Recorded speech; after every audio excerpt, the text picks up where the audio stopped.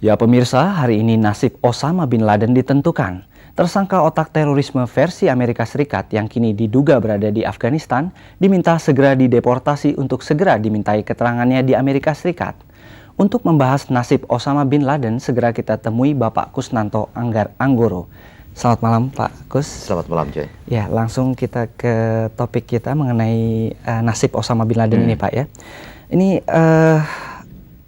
kira-kira untuk sehubungan dengan tenggat waktu yang diberikan Amerika Serikat terhadap Osama dan pemerintah Afghanistan tentunya, kira-kira udah ada keputusan final atau belum Pak ya? Saya kira belum final ya, jadi ini bisa dipandang sebagai psy-war atau psychological negotiations gitu, semacam negosiasi psikologis.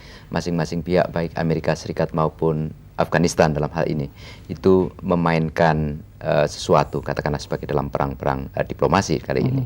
Jadi misalnya mulai ketika ketemu beberapa orang di Afghanistan, beberapa ratus orang, 700 sampai 1000 orang, mengambil keputusan bahwa mereka akan katakanlah tidak memberikan dukungan kepada bin Laden misalnya. Tapi saya kira itu lebih banyak ditujukan untuk katakanlah memecah perhatian internasional. Sebab dengan hal seperti itu, kalau Amerika Serikat tidak mundur dari rencana semula untuk mengambil opsi militer, termasuk melakukan serangan ke Afghanistan, maka pendapat internasional saya kira akan lebih banyak berkiblat ke Afghanistan. Itu pilihan pertama. Tapi di lain pihak, Amerika Serikat juga akan memberikan tekanan-tekanan diplomasi, antara lain dengan memberikan katakanlah sinyal-sinyal mengenai misalnya pemberangkatan F-15, F-16, P-1, USS Enterprise dan sebagainya ke kawasan Samudra India. Nah tentu saja dalam 2-3 hari ini kemungkinan besar masih akan ada gambit yang akan dimainkan oleh kedua belah pihak. Begitu Pak ya. Terus kemudian dengan kondisi yang seperti ini tentunya pihak Afghanistan tentu ada sikap nantinya gitu ya. Seandainya Afghanistan menolak memberikan Osama, kira-kira bagaimana Pak? Besar kemungkinan Amerika Serikat akan melakukan serangan kepada Afghanistan kalau pemerintah Afghanistan tidak menyerahkan atau memberi sinyal yang lebih kooperatif dalam perkara bin Laden ini. Tetapi tampaknya kalau seandainya serangan itu dilakukan, maka akan sangat selektif terhadap beberapa target. Dan itu pun juga bukan merupakan sebuah serangan besar. Barangkali kemungkinan paling buruk adalah limited air strike ya. Tapi tidak akan menggunakan misalnya green beret atau baret hijau. Tidak akan menggunakan ground forces atau katakanlah pasukan-pasukan infanteri.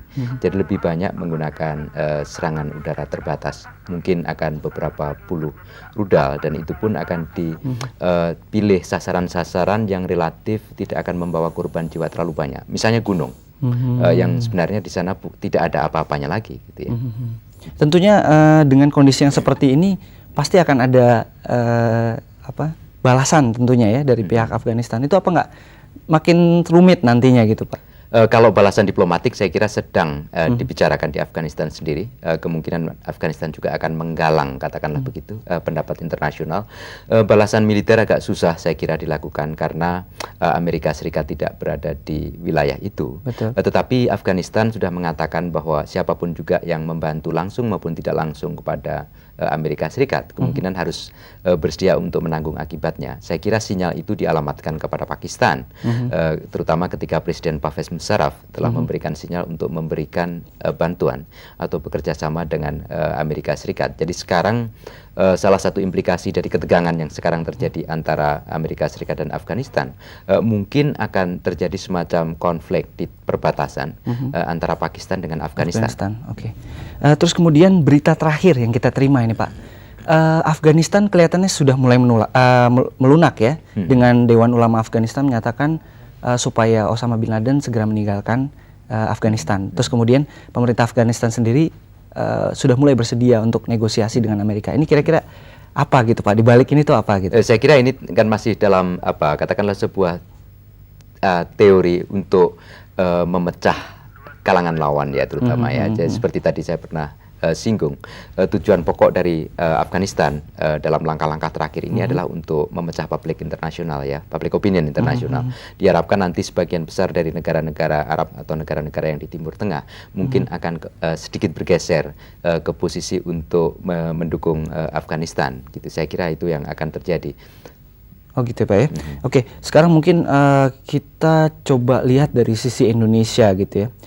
Dari berita terakhir yang diterima gitu, Bush itu meminta dengan sangat gitu dukungan daripada Mega karena mungkin melihat Indonesia sebagai salah satu kekuatan Islam yang besar. Ini gimana Pak? Secara simbolik barangkali ya, Indonesia merupakan sebuah negara Muslim, lebih dari sekian banyak persen dan sebagainya itu. Tapi sebenarnya dukungan yang diberikan Megawati kepada Amerika Serikat masih sangat terbatas saya kira ya, memberikan pernyataan bahwa